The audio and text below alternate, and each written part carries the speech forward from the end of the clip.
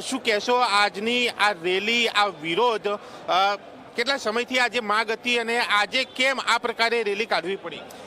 સમગ્ર રાજ્યમાં ખેડૂતો ઉપર અત્યાચારનો કોઈ પાર નથી રહ્યો.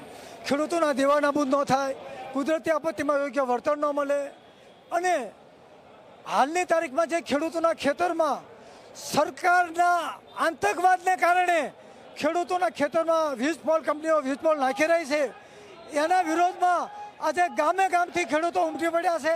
સરકારને અમે હજી વિનંતી કરવી છે કે ખેડૂતોના હિતમાં કાયમી નીતિ બનાવે, વીજ પોલ દીઠ 2 કરોડ રૂપિયા રોકડા આપે, વાયરનું બજાર કિંમતનું 6 ગણું વળતર આપે અને દર વર્ષે વીજ કંપની નફો કરે એના અમુક ટકા ખેડૂતોને આપે. સાથે સાથે ખેડૂતોના દેવા નાબૂદ, સ્વામિનાથન કમિશનની ભલામણ ઉત્પાદનના ભાવ આપે, પ્રધાનમંત્રી ફસલ વીમાના પૈસા જે નથી મળ્યા, એ બધા તમામ મુદ્દાને લઈને ખેડૂતો ઉપર જે ગુજરાત સરકાર અત્યાચાર ગુજારી રહી છે એ અત્યાચાર બહાર આવ્યો છે. અને વિનંતી કરવી છે કે આજે ગુજરાતનું એક પણ ગામ એવું નથી કે જે ખેડૂતોમાં હાજર ન હોય. ગાંધીનગર સુધીની કૂચને લઈને ચુસ્ત પોલીસ બંદોબસ્ત છે, ઓગણસ સુધીની મંજૂરી તમને અપાઈ છે.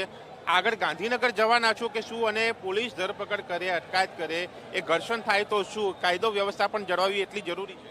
અમે કાયદો વ્યવસ્થાની સાથે રહીશું. ઓંગણેજ સાથે ગુજરાત કિસાન સંઘર્ષ સમિતિ અને કિસાનના આગેવાનો જે કંઈ નિર્ણય કરશે એ અમે આગળનું પગલું ભરશું.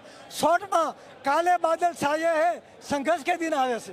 ગુજરાત સરકારે હવે સમજી જવાનું જરૂર છે.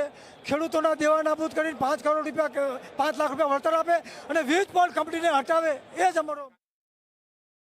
અનેક માંગ સાથે ખેડૂતો ઉતર્યા છે. ખેડૂતો તૈયાર છે ગાંધીનગર જવા માટે, પોતાની વાત પહોંચાડવા માટે, પરંતુ હજુ તો શરૂઆત થઈ છે. આગળ શું થાય છે, ઘર્ષણના પણ દ્રશ્યો સામે આવી શકે છે, કારણ કે ખેડૂતોને ઓગણેજ સુધીની જ પરમિશન આપવામાં આવી છે. ત્યાં અટકાવવામાં આવે છે કે શું તે જોવાનું રહેશે અને એ દ્રશ્યો પણ બતાવી